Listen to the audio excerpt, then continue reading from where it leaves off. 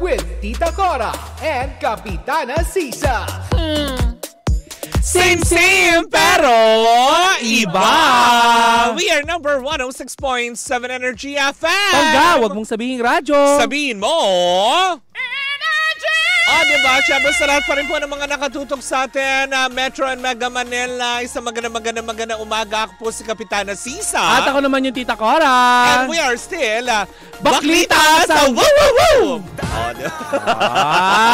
Mali-mali yung ginamit kong word. Mara, may gusto ka bang batiin? Marami. Siyempre yung mga nanonood at nakikinig sa atin, lalong-lalo na kay Kasmot Anthony Teria at sa kanyang anak na si Kiro na lagi-lagi daw niyang kasama bumabiyahe. Ang ating masugid at masipag na Lala Move driver. O, diba? Hello din siyempre sa aking pamangkin. Ayan. Who's celebrating his 11th birthday today. Happy birthday, Rofi. Wow. Love you. Diba? Cute naman. Mara, magpapasalamat lang ako.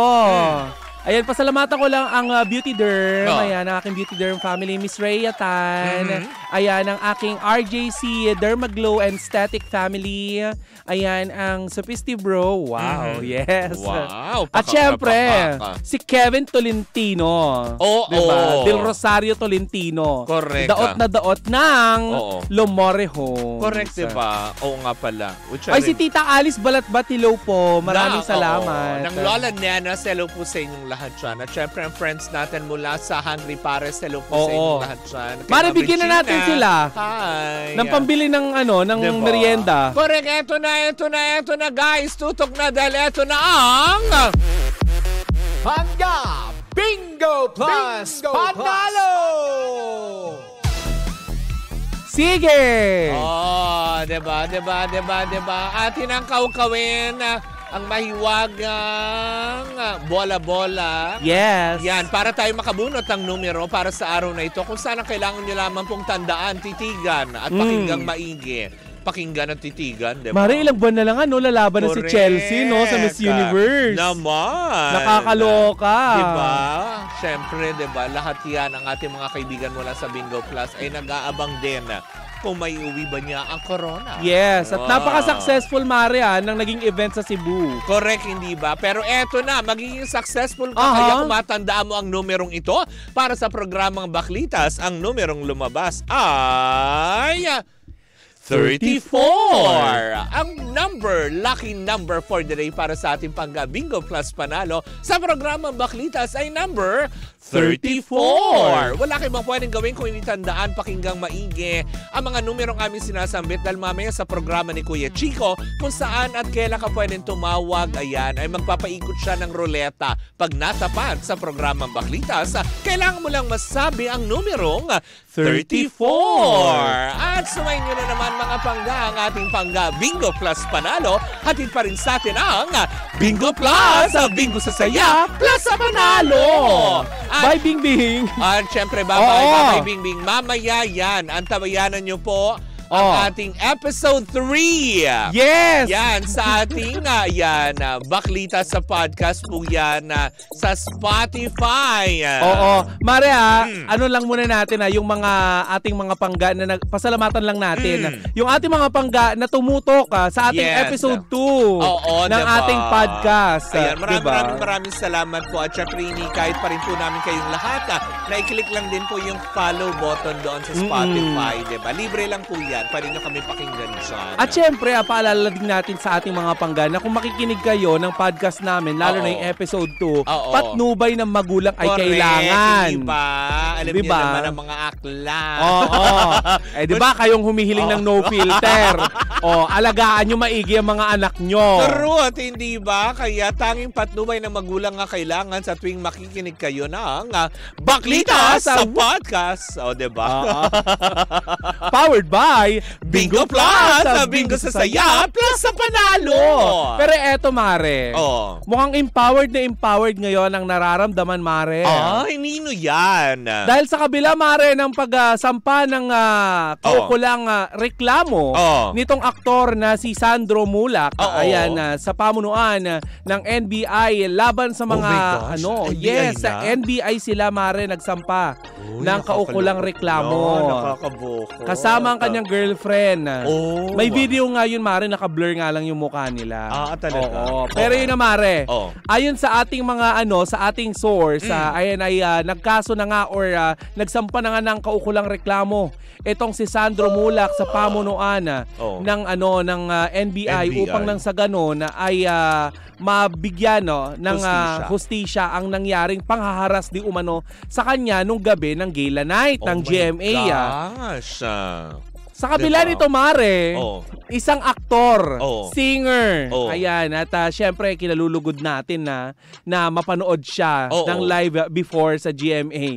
Ayan, ito si Gerald Santos. Ang naglabas din ng kanyang itinatago. Parang hindi naman niya itinatago kasi ever since, Mare, talagang Nagsampa rin naman daw yan ng reklamo, diba? Nagreklamo siya, Mare, sa GMA. Kaso ang chika niya, Mare, hindi siya kinampihan ng GMA. Kumbaga parang bin-rush off na lang. Ayon sa ating nalaman, Mare, mula sa ating source, ayan na hindi natin ikakanta dahil hindi natin siya kukuryente. Correct, hindi ba? Sabi nga din niya ni Tito Boy, never name drop your source. Yes. Ngayon, Mare, nasabi sa atin ng ating source na hanggang ngayon daw di umano ay hindi pa rin pinapayagan itong si Gerald na magkaroon ng kahit anong programa or kahit guesting man lang sa Kapuso Network. Parang band nga daw, di ba? Ito, Mare, ay pwedeng pabulaan ng GMA Network kung nais niyo pong magbigay ng inyong pong pahayag dito po sa aming programa. Pero hindi lang siya, Mare, ha? Kasi di ba hindi lang si Gerald, Mare, ang napapabalita. Correct. Dahil bukod kay Gerald, Mare, napapabalita din itong si Mike Tan na nakaranas din daw ng ganitong klase ng panghaharas. Ng Starstruck.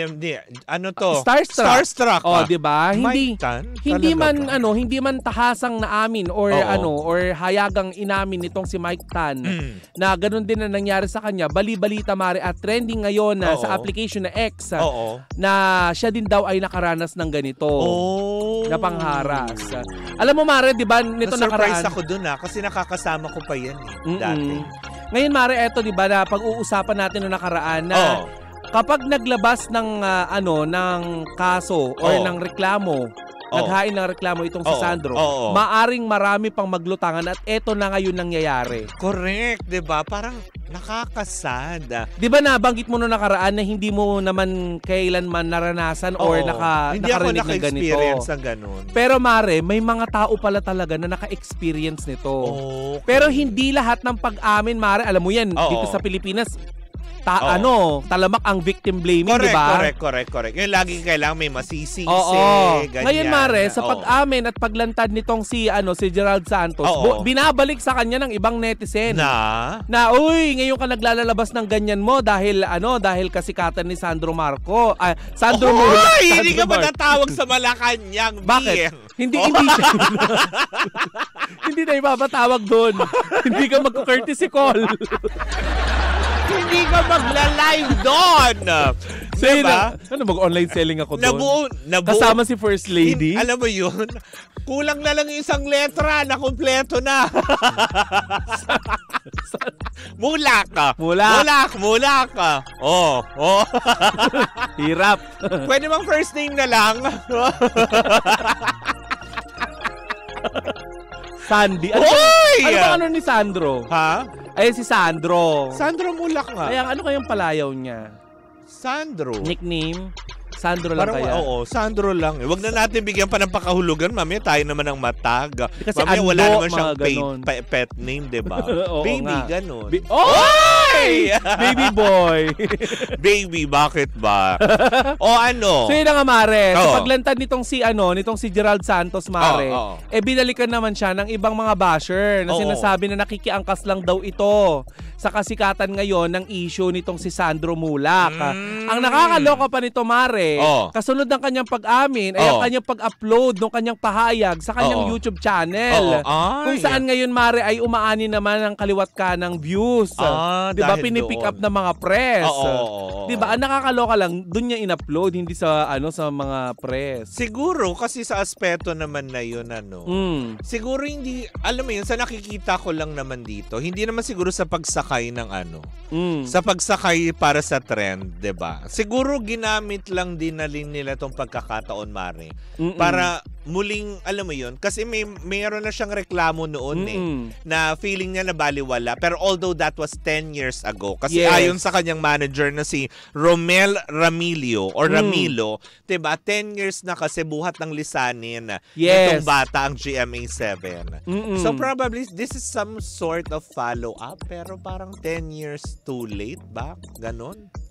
Di ba Mari, kapag mga ganyan, parang masyado ng matagal. Oo, diba? Bakit hindi noon inilaban? O kaya bakit, diba, dumaan ng second year, third year, fourth year? Ba't hindi nyo inilabi ng inilabi? Hindi naman natin, sinisisi si Gerald. Pero, tanong din sa isip ko na bakit ngayon lang. Correct ka. Diba? Kasi yung mga ganyang klase ng reklamo, hindi dapat yan pinapatulog. Hindi, tsaka ngayon din, hindi lang para kay Gerald yun. Oo. Kung hindi para na rin kay Mike Tan, kung totoo man. Oo. Why now? Oo. Diba? Hindi naman nagsabi si Mike Tan, tahasan wala na nagsabi. pa. Wala. Kumbaga parang spekulasyon. Na-issue lang. Okay. Na nakaranas din daw si Mike Tan ng mga ganyan. Diba? Alam mo, marami akong kilalang artista na nakaranas yan, pero syempre, it's not my story to tell para diba? Para malaman ng publiko. Correct, hindi ba? Pero yun nga, mabalik tayo kay Gerald, diba? Na parang hindi mo masisisi kung bakit may mga taong magko-comment ng ganyan. Kasi nga, diba? Maaring totoo nga yung sinabi nung tsahin nitong si Sandro, no, na si Angela Mulaka, na sinabi nga niya na eto yung magbubukas ng, alam mo yon, justices para dun sa mga nanahimik na lang at bigla na lang pinitik kung saan, diba? Hindi. Ikaw, ano pinitik? Tapos anong so kasunod? bang pitik-pitikin ka? Ipinahid sa ano? hindi kita Ipinahid sa kortina, ganon. Iba yung pitik sa pulandet. Ano? Klaka. Ano, kaboy talsik? Woo! Yes! Laway. Talsik laway. Klaka. Pero hindi yun na nga, diba? Uy, hirap! Sa podcast na lang natin ito pag-usapan. Doon walang filter. But anyway, yun na nga, Mare. Hanggang ngayon ay tikom pa rin ang bibig, Mare, ng kampo nitong mga inaakusahan. Correct, hindi. Kasi, actually, nag-ano na. Yung parang, if I'm not mistaken, comment down below, parang yung abogado nung dalawang nagsabi nga sila, Mare, at nanawagan nga sila sa publiko na wag muna mag-speculate at maglabas ng kung ano-anong mga impormasyon. Lalo na't naghihintay pa sila sa kopya ng reklamo. Formal complaint, diba? Yes, kasi ang sabi nga nila, mukhang malayo daw sa totoong nangyari ang mga naganap. Pero, at mga kumakalat sa social media. Ang gusto ko din idagdag, hindi ba yung abogado nila, abogado to ni Bong Navarro? Tama ba ako? Siyempre, hindi nila alam. Diba? Paano nila malalaman? Hindi, kasi nung binasa ko yan nung nakita ko pala, sabi ko yung pangalan ng abogado, parang pamilyar yung naging abogado nila. Diba? But anyway, my gosh, ayun na nga. Nakakalungkot na may mga ganitong mga parang specialization siguro nila ang mga ganong klase ng ng mga cases naman siguro, 'di ba? Na kumaga parang lahat naman, let's give them the benefit of the doubt, 'di ba? Yes. Kumaga parang proven, kumaga parang innocent until proven guilty. Yan yung sinasabi sa batas. Wag muna natin sausawan. Tama, at nananawagan din ng mga abogado ng mga sinasabing akusado, di umano. 'Di ba? Na mag-iingat po kayo sa mga pinalalabas yung mga impormasyon, sa mga larawan na wala naman pong basihan. Kaya nga. Kaya tuloy ngayon kapag may mga may mga baby boy, hindi na kami makalapit. I will wait. Kasi any moment. Toby, iniwasan ko. Oo nga, baka mamaya. 'Di ba? Baka magreklamo din to kay Pajak Laguntang. Naku, si Toby pa. Parang baka ako nga ang nahaharas Lalo pag nagsama sila ni Jimbo. Oo, diba? Si Jimbo okay lang yan. Kawawa naman ako. Parang hindi ko naman na-bet kung si Jimbo ang haharas sa akin. Parang, dun ka nga. Parang, ang dumi. Mahaharas ka ba? Susuntokin kita. Umalis-alis ka. Mainit ang ulo ko. But anyways, diba? Hindi ginagawang biro yung mga ganyan, ha? Hindi. Kami ay, nilalighten up lang namin yung mood kasi Sa medyo amin lang po mabigat ito. yung mga ganito ha. Tsaka yung sa mga binibitawan ngayon ni Gerald, hindi na Poles, kung hindi Gerald Santos. Hindi rin Anderson. Tama, diba? Na, alam mo yun, medyo mabibigat ang kanyang mga... Oy, tsaka hindi totoo yung mga balita nga pala. Nabanggit natin Gerald Anderson, may mga kumakalat na balita na leptospirosis daw siya pagkatapos ng Uy, hindi wala. Wag ganon, walang ganon Wala ako Wala. ay new. Ha? Diba? Na nakakaloka. Ano ba yun? Ba yan? Ang tagal-tagal na niya lumulublob sa baha eh. Ngayon lang siya Diba? tinablan. Tapos Grabe. ngayon lang siya nagkaano. Ano kayo? Wag nga kayong ano. Pero yun na nga, di ba? Gaya nga ng sinasabi po natin, hindi ba?